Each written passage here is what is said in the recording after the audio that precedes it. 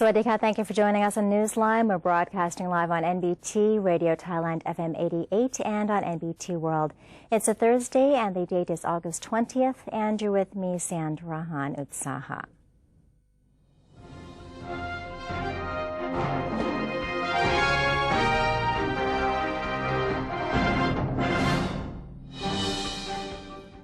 Welcome to today's segment of Thailand Moves Forward. In our first story for you, the Prime Minister has presided over the consecration ceremony for the statues of 7 former kings of Thailand in Hue Hin district of Prachuap Khiri Khan province. Prime Minister General Prayut Chan-o-cha traveled by military aircraft to Hue Hin airport this morning. He then proceeded to Ratchapakdi Park, where he officiated at the worshipping and consecrating ceremony for the newly erected statues of 7 great Thai monarchs. He was accompanied by several government and army officials, including Deputy Prime Minister and Defense Minister General Prawit Wongsuwan, Interior Minister General Anupong Paujinda, Commerce Minister General Chachai Salikanya, and Army Commander-in-Chief General Udomdet Sitabut. As part of the ceremony, the Prime Minister listened to a report by the committee responsible for the project, presented offerings to the 7 royal statues, made merit to high-ranking Buddhist monks, and led a praying session. These statues were cast to commemorate the heroic deeds and national contributions of 7 past kings from the Sukhothai, Ayutthaya, Thonburi, and Ratanakosin eras. They consist of King Ramkhamhaeng, King Naresuan, King Narai, King Taksin, King Puthayot Pha Chulalok, King Mongkut, and King Chulalongkorn. The Prime Minister is hoping that a new cabinet lineup, which will see dozens of new faces, will help improve the work of the government. Prime Minister Prayut Chan-o-cha said that there will be a number of retired military officers joining the 3rd cabinet lineup, which is now awaiting the royal approval. General Prayut said that General Prawit Wongsuwan will continue his work as the Deputy Prime Minister in charge of security, while General Thanasak Patimaprakon will leave the Foreign Ministry and perform his duty as the Deputy Prime Minister only. He added that more than 20 positions have been changed this time, while affirming that those who will be leaving their posts have not done anything wrong, but because they have worked so hard in the past year and deserve a break. The Prime Minister stated that the latest change in his cabinet was because the public has been calling for it. He went on to say that the new cabinet will have to work harder because everyone will also have to be involved in the reform process. The Deputy Prime Minister has pointed out that the use of Article 44 is sufficient for maintaining orderliness and says that it remains inconclusive whether the bombs can be related to political matters. Deputy Prime Minister Wisnu Krangam has expressed his confidence that it is unnecessary for the authorities to issue any extra measures in the wake of the bombing incidents in Bangkok, as the current enforcement measures, such as Article 44, are sufficient. He has said that the enforcement of measures could be tightened more if the responsible persons or group have been identified. The situation's escalation could also intensify enforcement measures, or if the complexity behind this incident has been revealed. The Deputy Prime Minister has asked that the public should not view this incident as a movement that defies the military government, as there are many other reasons that could be behind this act, whether it be from agitators, politics, or those who wish to sabotage the orderliness and the economy. Royal Thai Police Commissioner General, Police General Somyot Phumpan Muang, has called on police and military officers to work together to enforce security measures for the safety of the people. Police General Somyot and his deputy, Police General Jaktip Chaijinda, traveled to the Metropolitan Police Headquarters in order to convene with the Metropolitan Police Chief and investigative officers handling the Arachaparasong bombing case. Before the meeting, the National Police Chief revealed that the discussion would mainly aim to shed more light on the incident. He also noted that the attendants would seek additional security measures to prevent more violence from happening, and that he would inform the meeting of the Prime Ministers wish to see the police and the military work hand in hand in the mission to protect the Thai people and foreign tourists. The Department of Civil Aviation, or DCA, has raised security at airports under its supervision to the highest level to boost visitors' confidence. DCA Director General Barichad Kocharat has revealed that all 28 airports have been ordered to beef up security measures of the entire processes of departure and arrival. Aside from X-ray equipment, inspectors of weapon and hazardous material have been assigned to carry out random manual checks on luggage. The DCA has also instructed the airports to arrange for security officials to guard passenger areas around the clock, in addition to police and military presence. Staff in charge of closed-circuit cameras have been told to closely monitor all activity. I think it's really sad because I'm not religious, but I walk past here often, and the place had a really nice feeling and a really nice vibe to it, and people here are very gentle and kind, and I think it's very sad, very sad. Yeah, that's. But at the same time, I trust the Thai government to look after the people that are here. I mean, these things happen everywhere in the world, so yeah, I mean, I wouldn't leave because of this at all. I see what was wrote at the news. I was a little bit concerned because I heard that more than one spot in the bombs, but after that I'm talking with the people here, and I feel confident. Right. Yes, I feel confident because I have a lot of people and police at the streets right now and in the temples, and I feel confident about that. The DCA has requested passengers to be on the lookout for any irregularities. Those spotting baggage left unattended have been requested to inform airport officials immediately. The Erawan Shrine reopened yesterday amid tightened security following the Arachaparasong bombing. The reopening of the Erawan Shrine was met with warm welcomes from tourists who came to visit the religious site in Bangkok. However, the atmosphere was less vibrant than before due to the bomb scare. Officials have set up a wreath-laying area in front of the Erawan Shrine for those wishing to express their condolences to the blast victims. The four-faced Brahma statue was slightly damaged during the Monday explosion. Renovations will begin on August 24th. The incident has prompted police to beef up security around Arachaparasong area to ensure public safety. Nearby outlets are also on the lookout for any irregularities. The National Reform Council, or NRC, will hold a special meeting to discuss the final version of the draft constitution. The first special meeting will be on August 22nd at 11:30 a.m. to receive the draft constitution from the Constitution Drafting Committee. The second meeting will be on August 25th from 9 a.m. to 5 p.m. to discuss the details of the document and for its members to freely voice their opinions. The NRC will hold its final special meeting on September 6th to vote on the document. Should the NRC approve of the new constitution, it will then discuss the topic of the public referendum and submit its proposal to the cabinet.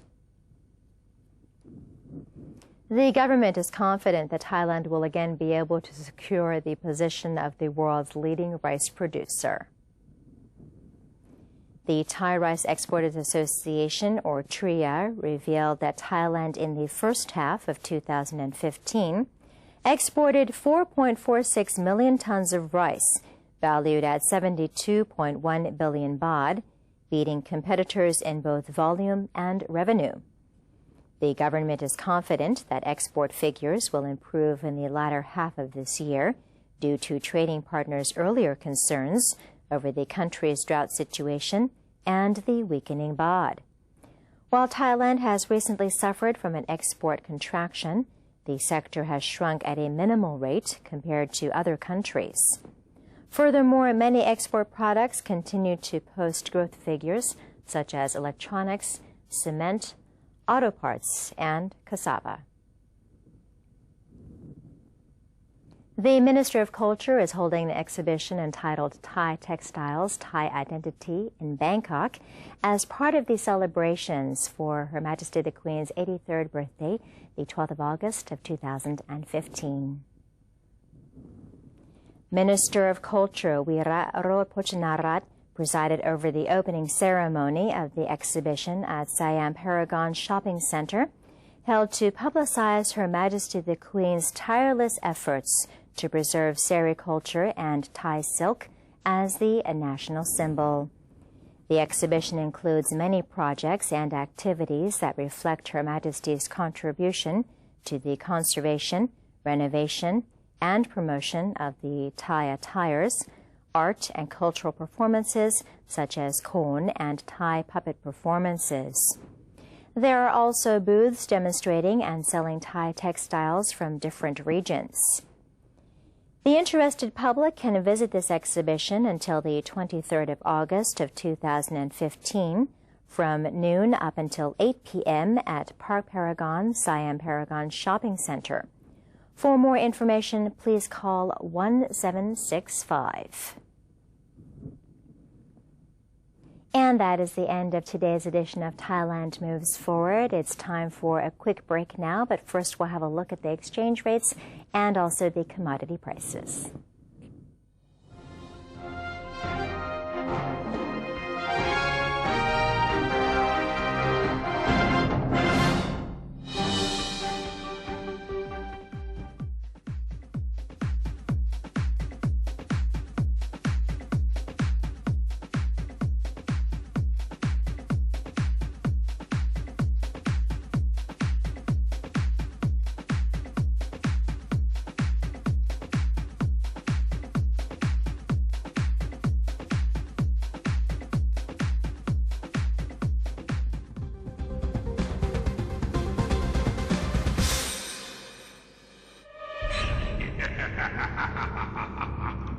Even if we don't see them, they are amongst us.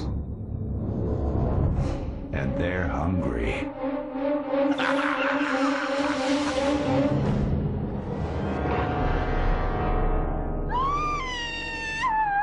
Slay your power-sucking monsters. Take their power away. Think when you plug.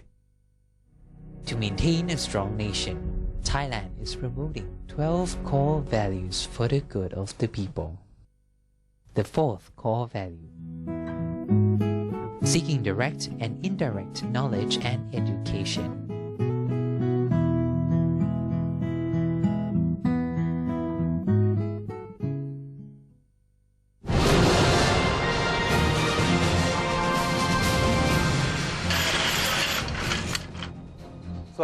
This is Thailand at large. The show which is about to take you to the new experiences with the exciting stories. With charming fascination.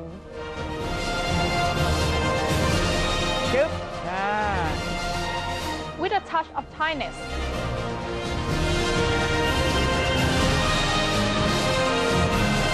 Join us on NBT World.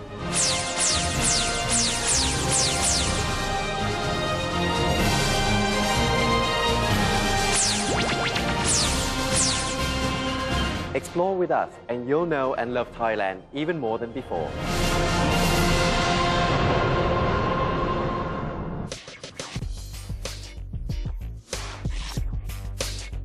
Multiple perspectives, insightful commentary on Thailand with The Insider every Sunday morning at 10:30 on NBT and NBT World.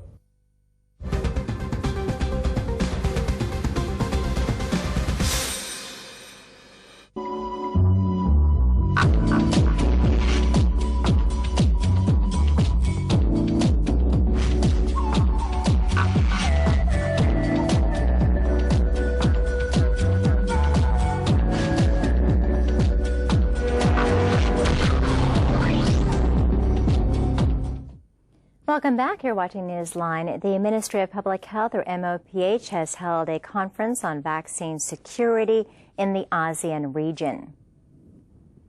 Deputy Public Health Minister, Medical Dr. Somsak Chunharat, said at the opening ceremony of the meeting that its objective was to encourage members of the regional bloc to create more advanced research and production plans on vaccines by making the vaccine security an ASEAN agenda. According to Director of the National Vaccine Institute, Medical Dr. Jarung Meongchana, the meeting concluded to forge better communication and cooperation on the matter. The meeting also drafted a public relations plan to explain the joint vaccine production policy in ASEAN for officials involved. The plan envisaged a clear-cut guideline in the cooperation of members in strengthening the vaccine production capacity in the region. Dr. Jorong explained that the initiative was in line with WHO principles, which call for cooperation in vaccine production rather than competition among its members. The plan would enable ASEAN nations to support one another when certain pandemics arise. The Minister of Industry has held talks with the visiting Japanese Environment Minister on the possibility of Thailand using modern waste-to-energy incinerators and other waste management techniques to get rid of its garbage. Minister of Industry Chakramon Pasukwanit held a discussion with Japanese State Minister of the Environment Yasuhiro Ozota and his delegation on the occasion of the latter's official visit to Thailand. The two sides exchanged views on technology transfer from Japan and cooperation in industrial waste management, focusing on the 3 R's, which are namely reduce, reuse, recycle principles. The Minister of Industry revealed that Thailand had been studying the Japanese experience in industrial waste management, as both countries share the same problem of limited space. One of the techniques Thailand is interested in is an incinerator which burns about 500 tons of garbage daily to produce 10 megawatts of electricity each day. The construction of such a facility will cost about 1.8 billion baht, and the Industry Ministry is looking for a suitable site for the project. Construction of the plant is expected to commence next year.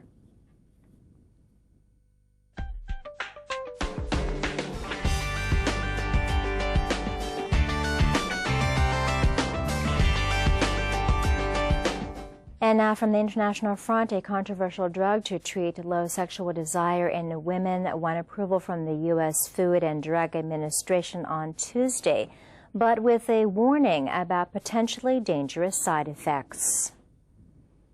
The FDA has twice rejected the drug, flibanserin, made by privately held Sprout Pharmaceuticals. Its latest decision comes after an advisory panel concluded in June the drug should be approved with strict measures in place to ensure patients are fully aware of the risks. The drug will be sold under the trade name Adyi. It has been nicknamed female Viagra in media reports, even though it does not work like Pfizer Incorporated's blockbuster Viagra pill for men, that in 1998 became the first approved drug for erectile dysfunction. 6 migrants drowned off the coast of the Turkish holiday resort Bodrum on Tuesday after their boat capsized trying to sail to the Greek island of Kos. Strife and persecution around the world displaced 59.5 million people, half of them children, last year, the greatest number ever recorded, the UN refugee agency UNHCR says. Millions more are fleeing poverty and instability for a better life in affluent but increasingly hostile Europe. The so-called Eastern Mediterranean route from Turkey has become the main gateway to Europe, according to Frontex, the EU Border Management Agency. A record 49,550 migrants reached the EU via Greece in July, more than all of 2014, it says. Hundreds of islands ensure calm waters in the azure Aegean Sea, offering safer passage than North Africa to Italy, where most of the more than 2,000 migrants who have drowned so far in 2015 perished. Oscar Pistorius will not be freed on parole this Friday because the decision to do so was made without the right legal basis, South Africa's Justice Minister said on Wednesday, shocking the athlete's family as they prepare for his homecoming. The former Paralympic gold medalist had been expected to be released after serving 10 months of a 5-year sentence for killing his model and law graduate girlfriend, Riva Steenkamp, on Valentine's Day 2013. Justice Minister Michael Masuta said the parole board had wrongly taken a decision to release Pistorius on parole before the athlete had served a sixth of his sentence as required by law. The minister said he had received a petition from the Progressive Women's Movement of South Africa opposing Pistorius's release on parole, saying it flouted the rules. And Ms. India Kanika Kapoor was crowned Ms. Asia 2015 in a competition held in Kochi, a city in India's southern state of Kerala, on Tuesday. Among the participants from more than a dozen countries, Miss Philippines Alfie Marie Nathani was named first runner-up, and Ms. Azerbaijan Jaya Gulieva the second runner-up. Kapoor, who said she was ecstatic after her win, thanked the organizers for the opportunity to be a role model. She received 500,000 rupees as prize money for the title. The participating countries included Bhutan, China, Iran, Malaysia, Nepal, Sri Lanka, Tibet, Turkmenistan, the UAE, and Uzbekistan. And that is it for today's edition of Newsline. For any comments or suggestions, please feel free to email them to us at newsline.nbt@gmail.com. Do follow us on Facebook by simply typing in NNT. And have a look at our website at thainews.prd.go.th/en. We're saying goodbye today with an iconic fountain in Moscow, which is filled with watermelons and cantaloupes. I'm Sandra Hanud Saha for Newsline. Have a great day. Sawadee ka.